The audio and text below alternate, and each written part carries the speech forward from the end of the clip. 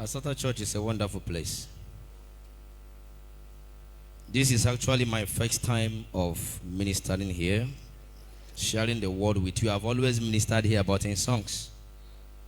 But today it has pleased the Lord that I will be here to share the message with us. I want to especially appreciate my father in the Lord, one man who has shown me love, one man who has shown me mercy too, one man who believes that I will definitely come off better. He's the boss of bosses. I'm not trying to flatter him, but in all sincerity, I have seen the difference. And my prayer is that the good Lord will continue to strengthen him. Even as I continue to pledge my loyalty, whenever he calls, I will answer. Daddy, you have found a 911. Whenever you call, I will answer without giving excuses. Thank you so much, sir, for giving me your platform. And my sweet mommy, Deaconess Barrister Ann, who also doubles as my sister. In case you don't know, all of us are operating from one location. Mommy, you have always treated me as a son and as a brother. I appreciate so much. Remain blessed. Let me appreciate this college of elders who are seated here. Wonderful men. Time will fail me to begin to mention them one by one. But I must mention Elder Micah, who is also my uncle. Yes, because my mom's maternal home is actually in his house. So you see that I am a very favored man. To the deacons, the deaconesses, and the entire congregation, this wonderful choir. There is one song you will always sing, which I will always enjoy. When my heart is filled with thy love, I will sing and sing, oh, praises.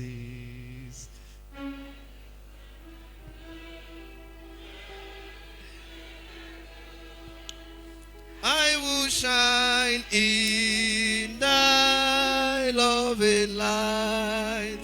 Oh my God, remain with me still. But leave it there. Somebody, amen. All right, without wasting time, I bring you greetings from Co-Camp Assembly, where the Lord is using us mightily to the glory of his name.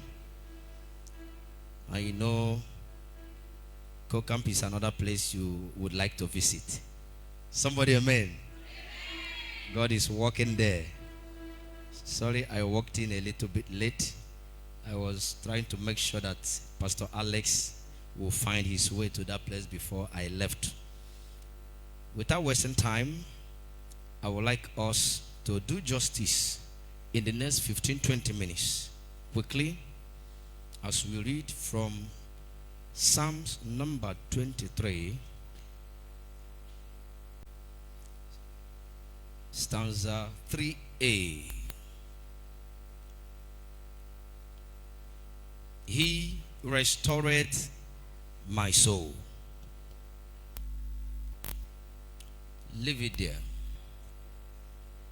Let us quickly read Job chapter number 42 and verse number 10.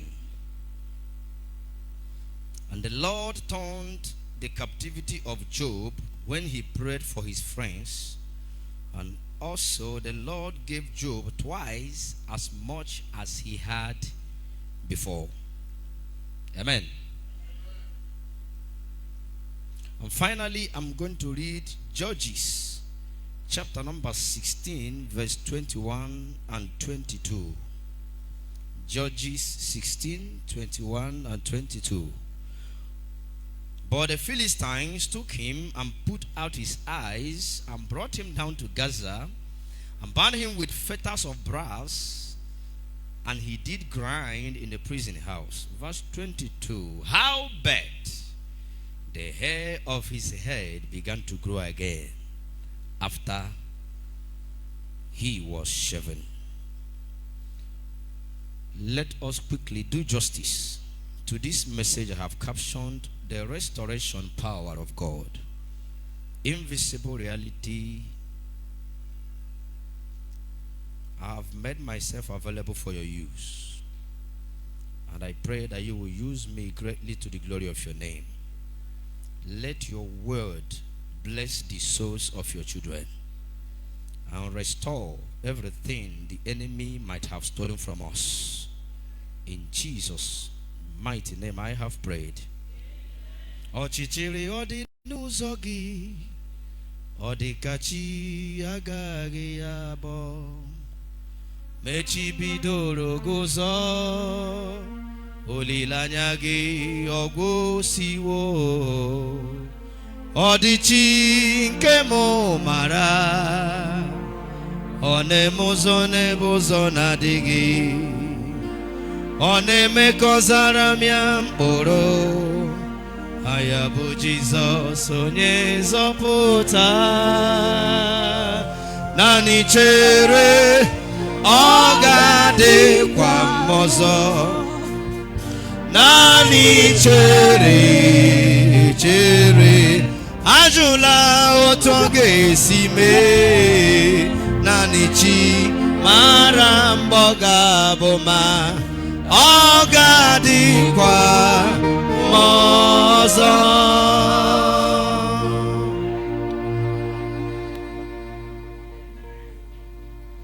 The restoration power of God. When we talk about restoration, we are talking about to bring something back.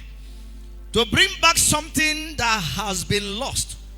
By implication, the very thing has been there before. It was there, but as a result of one thing or the other, what happens? It was lost. It is the recovering of something one had before, but later lost it. That is restoration. Nothing can be restored until something is lost. So if you haven't lost anything, you may have nothing to be restored. Somebody, amen. So for any restoration to take place, something has to be lost. You must take note of that. And another thing you must understand about restoration is this, that restoration will always come with something better.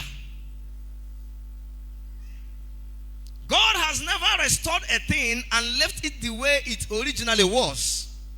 Whenever there is restoration from God, He makes sure that what He restores is far better than what you had previously.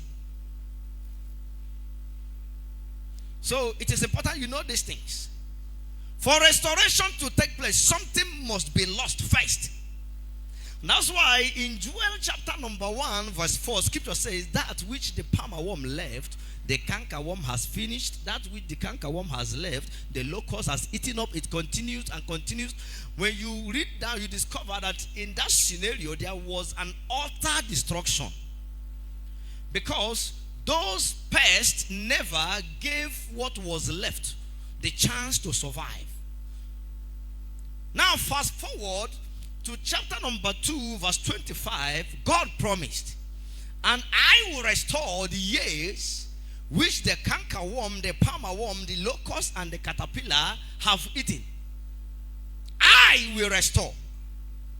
That brings me to the knowledge that restoration is strictly God's business. Are you with me, somebody? God speaking, I will restore. That is to say that when it has to do with restoration, it is strictly God's affair. It is God's business for restoration to take place. Though He could use man as an instrument, because God won't come down from heaven for us to see Him walking. He definitely will make use of men to help men. And that's why it is important you understand the relationship you have with men. No man is an island.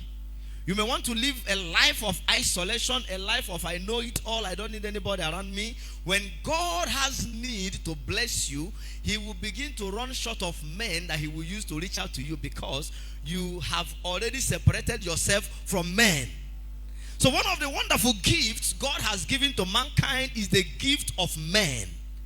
It becomes important, and whenever you are praying, you ask God, let me not lack the gift of men. Many people have died because they never had the gift of men. There was a parcel in the supernatural to be delivered unto them, but there was no channel, there was no vessel, there was no man around to be used. That's by the way. So, whatever glory that comes from restoration should be returned to God.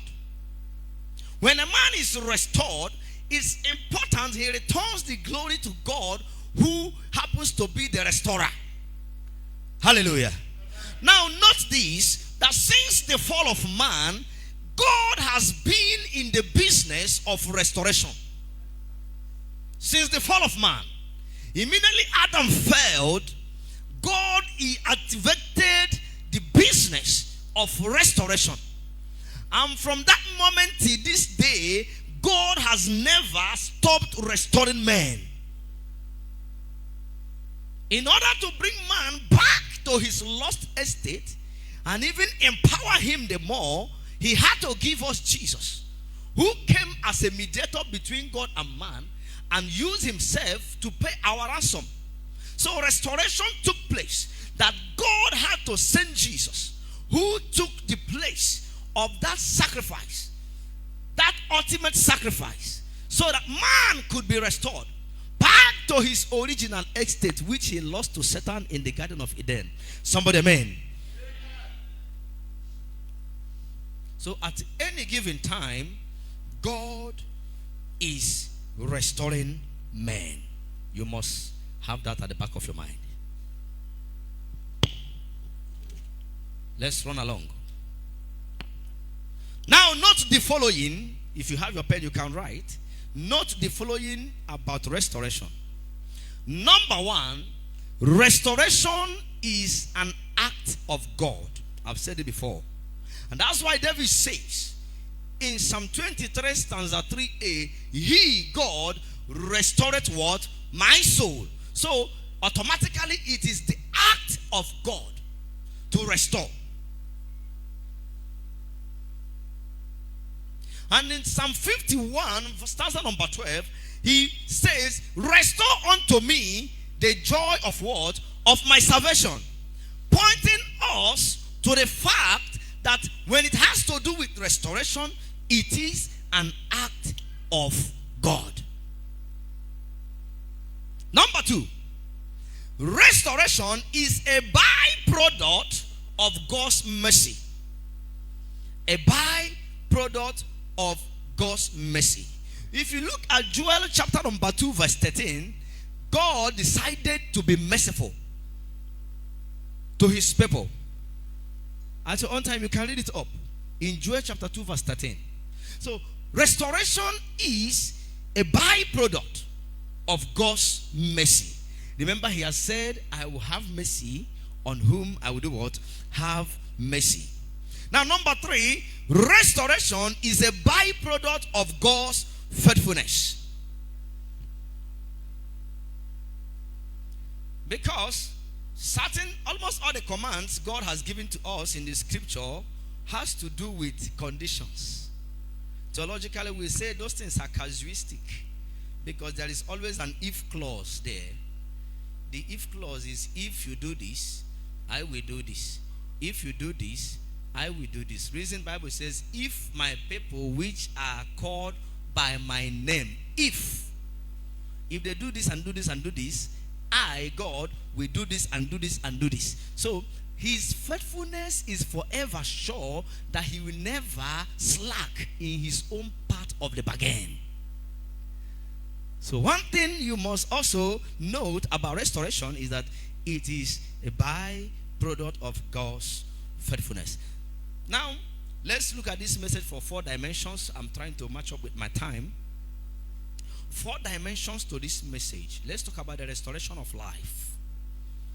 The restoration of life. You can write Romans chapter 5 verse 9, Ephesians chapter 2 verse 13, and Colossians chapter 1 verse 20.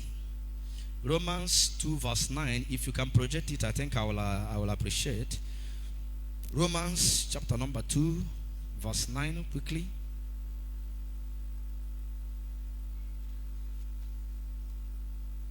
Romans chapter 5 verse 9 rather.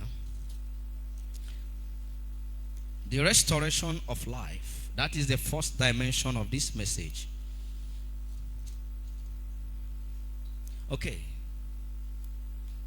Restoration chapter 5 verse 9. First chapter 5 verse 9. Scripture says, much more then, being now justified by his blood, we shall be saved from wrath. Through who? Through him. Much more than being now justified by his blood. In other words, okay, he has restored us because man had already fallen, but by the emergence of Jesus and his ultimate price on the cross, we are now being what? Justified by his blood. So, death, which ordinarily would have been our portion, has been taken away, and life has what? Life has been restored. You must take note of that. At your own time, you can read Ephesians chapter 2 verse 13 that talks about those of us who have been far. By this sacrifice, by Christ's death, he has brought us closer to himself. So, ordinarily we are supposed to die, but Christ has come to bring us closer to himself. So that life which man lost in Adam, God has restored to us through Christ. So here there is a restoration of what? Restoration of life. And that life is eternal. Nostril, mouth to mouth, body to body, and there was a transfer of power. When that power was transferred, the young boy came back to life. Remember, the child was born out of prophecy. Eventually he died. What did the woman do? She went straight and called the man who prophesied about the coming of the boy. What do you do when you are faced with such issue? Thank God for the prayer we had last 2 weeks that made everybody to appear before this altar. There is power here. But in our ignorance, many of us will keep wandering up and down looking for solutions. The Shunammite woman did not hesitate to look for the man who gave her the prophecy for the child to come. Because she so much believed that if this man could prophesy and the child came, he can also prophesy and this child will come back to life. She didn't forget the source. What do you do when you are faced with such a challenge? Many of us will begin to run helter-skelter instead of going back to God who gave us what we lost to restore it. I'm talking about the restoration of life because of time. Let us look at number 2, the restoration of wealth. Remember, we are discussing the restoration power of God. Whatever thing you have lost, God has the power to restore them. The restoration of wealth, number 2. Job was on his own. God came. Ask Satan, have you considered my servant Job? Which kind of wahala be this? A man was on his own, jejely. Now God wanted to brag. God wanted to show off. He came and said, Satan, have you considered my servant Job? That guy is upright. He's impeccable. Satan, who knows how to accuse men, came up with an accusation. And says, why won't he be upright when you have blessed him and surrounded him with every goodness of life? If you take these things away from him now, this man will deny you. God said, okay, go ahead. Take away everything, but don't touch his soul. Long story cut short, we know what transpired. that Job lost his family except his wife. Job lost his wealth totally. Job lost his reputation, lost his friends, lost his health. But later, there was restoration. Scripture says in verse number 10 of that Job chapter 42, that his end, his latter end, became greater and better than the beginning. I'm saying this thing so you will understand that as a believer in Christ, you may have been faced with challenges that made you to lose what you had before. Yes. Somebody can come up and begin to say, I used to do this, I used to do that. I remember when I had money, when I made money. Let me tell you something. From this altar, your life is not permitted to be once upon a time. Hear me and hear me well. Your life is not permitted to be once upon a time. Once upon a time, I remember. Why that time? No! The restoration power of God has the potency to bring back everything you may have lost. You must walk in that consciousness. You don't remain where Satan has kept you. You must shake off the beast and keep moving forward. Somebody, amen. Bible records that after all said and done, the latter part of Job's life can never be in any way compared with his beginning.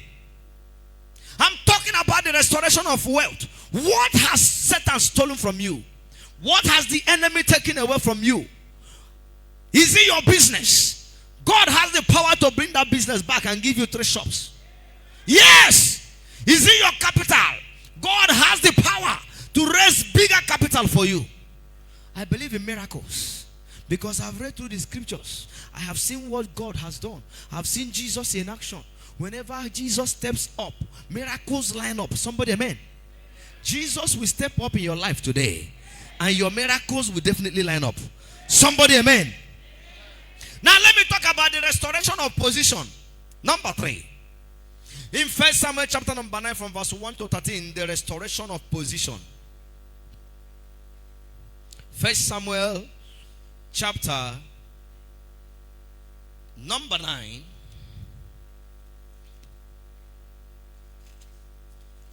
1 Samuel chapter number 9. I'm not going to read it from verse 1 to 13. You can take note of it. Bible records that Jonathan had a son whose name was Mephibosheth. And this Mephibosheth, Bible records that he was crippled on his 2 feet. It was that as a result of carelessness when he was 5 years old, the nanny who's supposed to take care of him, so there was a mix-up somewhere. He fell and broke his legs, and that was how he became crippled. Now, Mephibosheth, I'm talking about the restoration of position. Mephibosheth is one of the Bible characters not so frequently mentioned. And you know too very well that he was the grandson of King Saul, the first king of Israel. Long story cut short, taking into cognizance his background, his family background, one would say that he will be a handsome young man, because Nollywood has painted the picture for us to see that everyone born in the palace is handsome and beautiful. Not be so? They will show us a beautiful princess and a very handsome prince. That is Nollywood.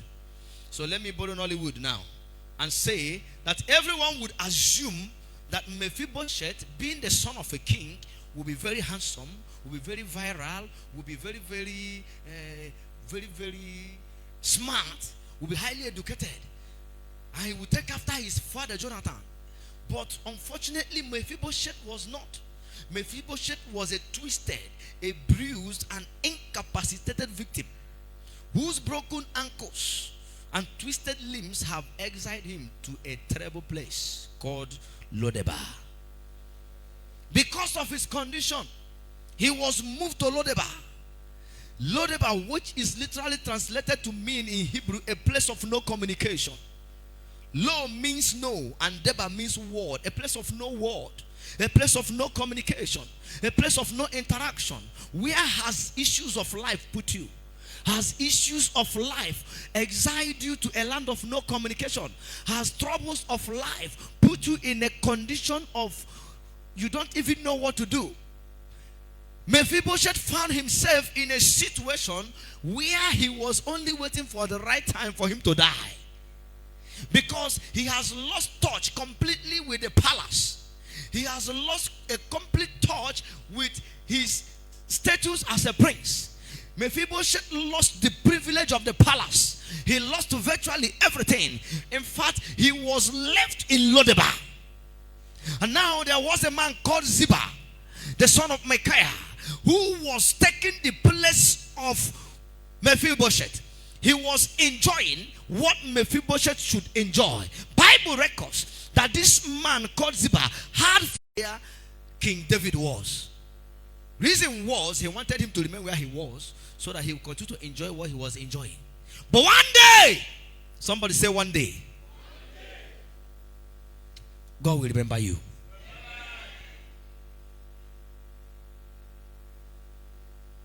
Now hear this.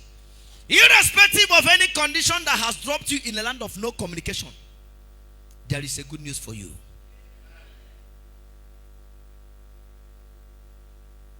No matter how long you have been denied access to what is rightfully yours, I prophesy over your life, you are possessing your possession now. I don't know what has denied you your position.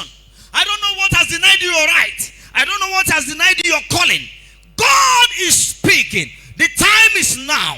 The book of Ezekiel says, I will overturn and overturn and overturn until he comes. Whose right is it? And I will give it to him. What has the enemy taken from you? God is overturning situations now. He is overturning things now. Heaven is busy overturning. Until the owner comes, it is yours. Heaven will hand it over to you. Somebody shout aloud, amen. One day, David asked, is there nobody left in the house of Saul that I might show him mercy for Jonathan's sake? Is there no one left? I speak over your lives. Somebody is going to remember you for good. In the year 2020, in the year 2013 or 2014, the motto of Igbo land said, remember me, oh my God, for good. Who can remember that motto? Chetam chinekem merem ezihe. That happens to be my personal motto for this year. Remember me, oh my God, for good. One day, David asked, is there nobody left in the house of Saul? I want to show somebody kindness. I want to show somebody mercy. I want to show somebody love. I want to lift somebody from one level to a higher level. Is there no one left in the house of Saul? Somebody your father has done well many years ago is going to remember your family. Somebody your parents have helped many years ago is going to remember your family. In the name of Jesus Christ. Now that brings me to the point that as you live your life, you must try as much as possible to impact positively in the lives of people. If Jonathan was not a good guy to David, David could not have remembered his family. It was because when he began to think in retrospect, he remembered all he had, his dealings, his relationship with Jonathan. He said, no, Saul may have been a bad man, hunting after my life, but I still remember there was a friend I had, Jonathan, my bosom friend. Can I find somebody in his lineage? Can I find somebody? How do you treat people? Do you treat people as though you are not going to meet them again? Many people are suffering today. Children are suffering today because of what their parents did in the past. When they mention, oh, that man, oh, what that man did to me. No, keep that file one side. Many ugly attitude of parents in the past have blocked the doors of their children. When that name is mentioned in the office, he said the son of Ebuniwe, the one that served at the ministry. No. His father dealt with me ruthlessly. Keep that file one side. And there are also parents who did well, who were honorable, who were gentle, who were men of integrity, who reached out with the little they had when their names are being mentioned. Say, come in. How do you treat men? David said, is there anyone left in the house of Saul that I might show him mercy for Jonathan's sake? And that was the genesis of the return of Mephibosheth back to the palace. I don't know what has taken you away from the palace. God is bringing you back to the palace. I don't know what has taken you away from your position. God is bringing you back to that position. In the name of Jesus Christ. When he returned to his position, Ziba was now asked to serve him, to till his ground, to farm for him. Both Ziba, his children, and Ziba's servants were now to serve Mephibosheth. Just one day, that position they have taken away from you, from this altar I speak over your life, it is coming back to you. Who is sitting on your fire? I set that man on fire now. I set that woman on fire now. Who is that person that has said, in this office, come and rise, let us see? I prophesy over your life. I place serious thorns and needles under their seat. They will leave that seat by force. And wherever your file has been hidden and buried, they shall bring it to the front. In the name of Jesus Christ. His position was returned back to him. The king is still on the throne. God is still on the throne. He will bring you out of that challenge. When the king issues a decree, it has the power to take you to the position that will cover your condition. Somebody, amen. There is help to the handicapped. There is help to the handicapped. Through the Holy Spirit, you can still make it to the palace and sit at the table with the rest of the king's kids. It is only the command of the king that will cover your condition. It doesn't matter what has crippled you. What has crippled you? It doesn't matter what has crippled your business. Some persons will say, I used to have 3 shops. Now I am making use of attachment. That devil is a bastard. What has crippled your business? What has crippled your business? What has crippled your finance? You say, oh, I remember when I used to pay school fees for people's children. But now things have turned around. That demon is a bastard. What has crippled your finance? By the power in the name of Jesus, I command restoration to take place now.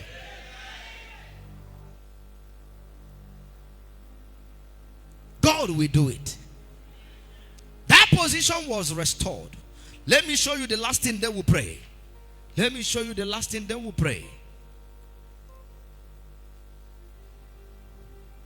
You must acknowledge that impossibility can be possible.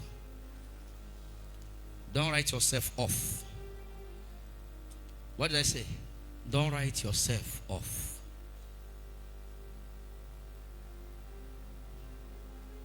If you write yourself off, nobody will write you in. I refuse to write myself off. No matter what I'm facing right now, God is taking me to somewhere. Now let us look at the restoration of power, then we'll pray. Restoration of power. Judges chapter number 16. Judges chapter number 16 verse 21 and 22. A strong man has been bound. A strong man has been rendered useless. A strong man has become vegetable. A strong man has become powerless because of his carelessness. But God is still God, who will always show his children mercy. Bible records, after the wife had inquired of him, pestering him, show me, tell me, you say you love me, honey. You say you love me, darling. You say you love me, sweetie. Sweetie, darling, honey, honey. Men, listen and listen good. There are things you will never tell a woman. Hello? Men, are you here? Are you here? I said there are things you will never tell a woman. It is not sin. There are certain things you keep to yourself. There is an encounter you will have with God you wouldn't want to share it with your wife. Because of course she will be a discouragement to you. She will tell you, darling, we cannot do this thing. So keep it yourself. You have not sinned. You are only being discreet. Are you with me? Use your discretion. There are certain things you keep to yourself. No matter that I love you, I love you. You sweet me, I sweet you. There are things you must not let out, because that may be your worst undoing. Like it happened in the life of Samson. Immediately he let the wife know the secret of his power. That was how his destruction came. But thank God for God. After he had been rendered useless, powerless, after he had been dominated, after he had been relegated, after he had become a laughing stock, because they were not using him to catch fun, they will gather the people in the hall and say, come and display for us. Because his two eyes were gone. I pray for you. No mistake will cost you your sight. Because one of the worst things a man can lose in life is his sight. When you lose your sight, you've lost virtually everything. You cannot go until somebody leads you. You cannot move on until somebody moves you. You have nothing to see. My Bible records how bad the hair of his head began to grow. Who has shaved you? Many people have been shaped by ugly situations in their lives. I have encountered men who challenges of their marriages have shaved their hair. Challenges of their business have shaved them. Challenges of their children. You see wonderful man and woman giving birth to dangerous children. Have you seen that before? You begin to wonder, these are bad children of good parents. I remember those days in the secondary school.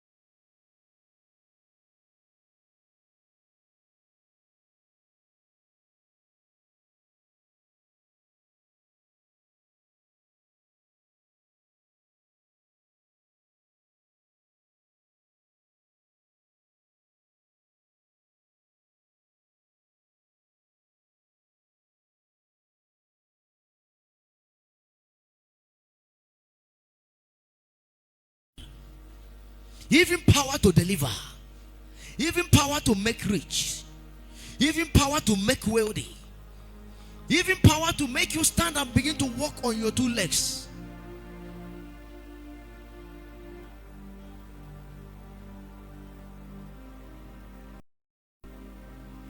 David said, is there anyone in the house of Saul that I might show him mercy for Jonathan's sake?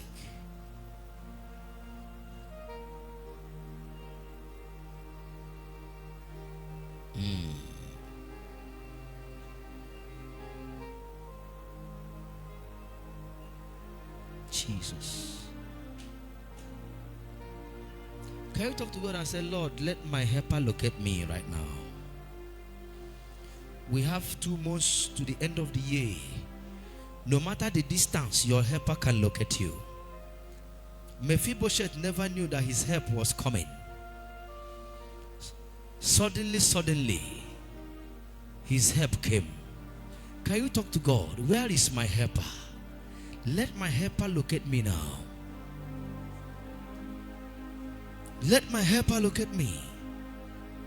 Where is that man you have assigned to help me? Let that man remember me right now and look at me.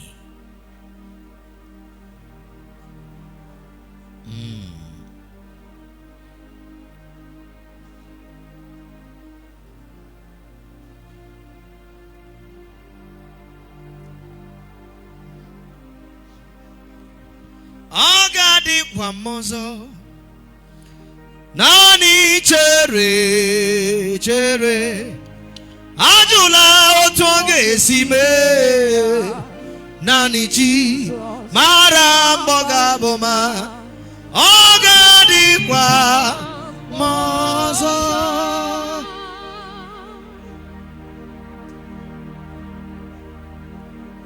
God of restoration is going to restore somebody now. Odego nodo na digide Jehovah buchi na ba wonodo Oba nwere nke Lazarus onye nọrọ n'ili abalị anọ ụwa che na ọgaga dị ndụ ọzọ ma mgbe Jizọs ezukwa hụrụ tere okwuru okwu Lazarus wee bilie ọ ga-ekwu okwu n'ọnọdụ gị n'ụbọchị taa naanị chere Ogadi kwa mozo nani chere ajula otobe sime nani chi mara mboga boma ogadi kwa mozo. What have you lost? God of restoration is here to restore it.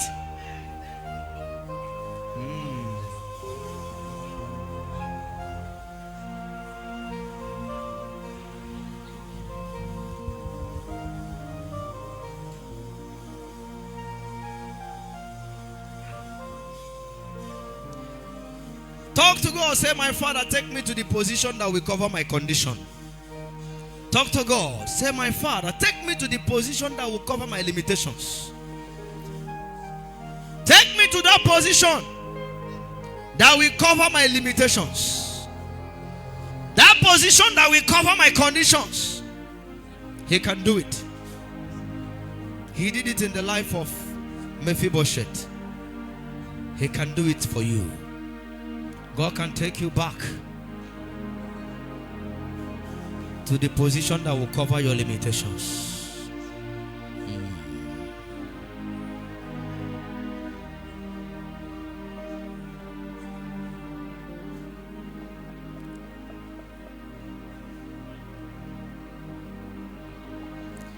Mephibosheth's wealth was taken away. Job's wealth was taken away. Samson's power was taken away. Adam's life was taken away. But God restored all these things. Ana majonye joka hururu makao. Ana majonye joka hururu maka. Ana majonye joka hururu maka.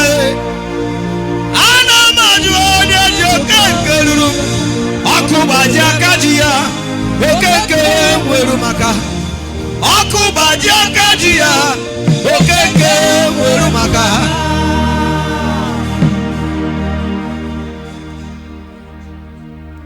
Talk to God. Whatever I have lost, who has taken my position? Who is that Ziba that has taken my position? Talk to God. Reclaim what belongs to you. Reclaim what belongs to you. There is no gentleman. You must take what is yours. Else nobody will give it to you. What have they taken away from me? Lord.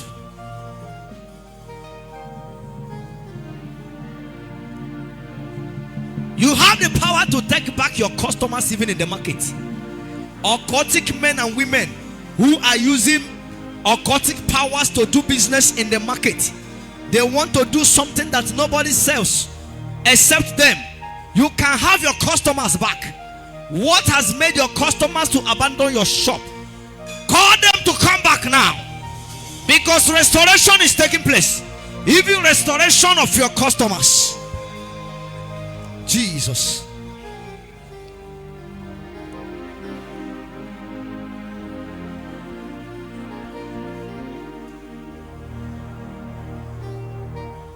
Ejimagi ejogwa ojoku riajao aya barabusha I worship Jiroku niguwe. Restore unto me everything I have lost. Let there be restoration now. Let there be restoration.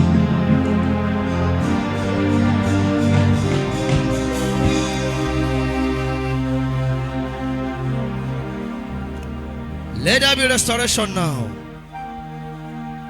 The restoration power of God. Tell God, I believe in your restoration power. The woman of Shunem so much believed in that power that he ran to the prophet and said, come and see. And God surprised her. Tell God, I believe in your restoration power. Because what you don't believe in cannot work for you. Tell God, Father, I believe in your restoration power. And because I believe in your restoration power, restore every aspect of my life that needs restoration. Touch every aspect of my life that needs to be touched. Bring me back to my place.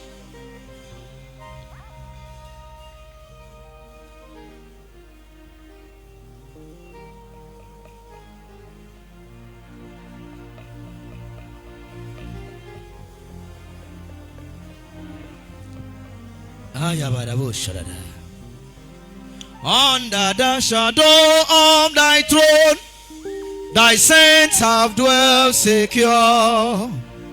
Sufficient is thine arm alone, and our defense is sure. I pray for you from this altar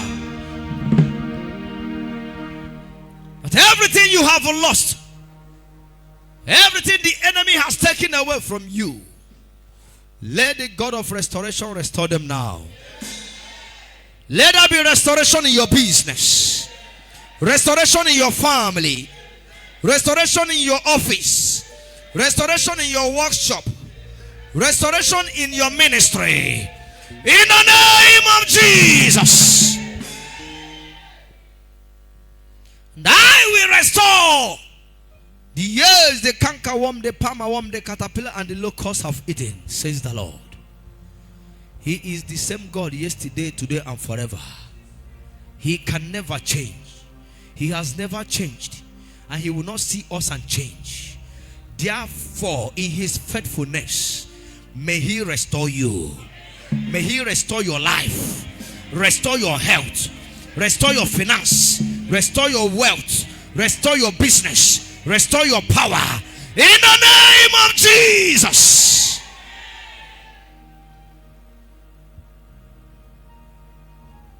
Your life is secured. I see you in 2024. Nothing is permitted to terminate your life. And as the restoration is coming, no prince of Persia and Media will be able to stop it. No diabolic manipulation will divert it. As your helper is about to locate you, no demon will make him lose focus.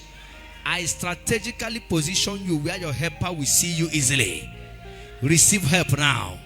Receive help now. Let Jehovah Ebenezer help you, that you will come back to this altar with testimony of what God has done. So shall it be. In the name of Jesus Christ we have prayed. Amen and amen. Can you put your hands together for Jesus?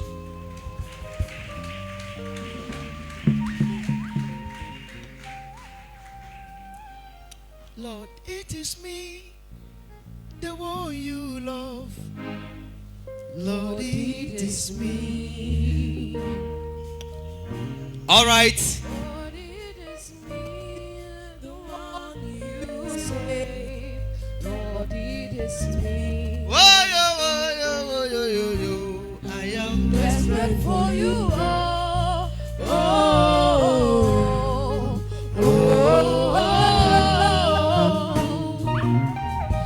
I am desperate for you.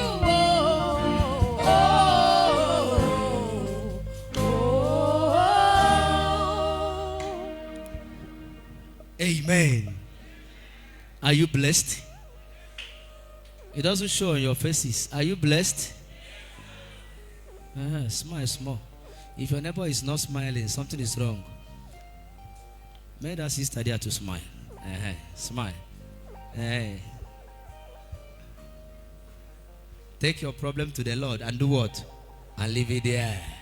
You don't have to bother yourself. All right.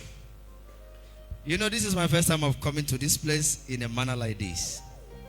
I am here for 2 specific assignments, and I've done the most important one. The most important one is this one that I have done now, to make sure that your life is blessed.